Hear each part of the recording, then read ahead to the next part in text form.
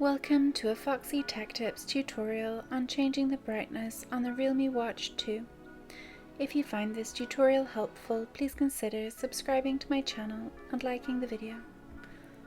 Swipe from left to right on the watch's home screen to open the quick panel. Tap on the sun icon to change the screen brightness.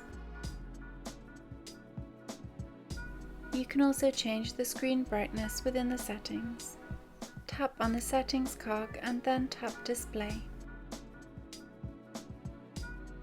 In the display settings, tap brightness.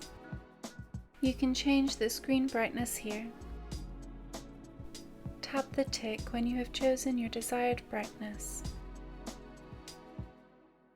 And that draws an end to this tutorial. Please like the video if you found it helpful and subscribe to Foxy Tech Tips for more Realme Watch tips and tricks.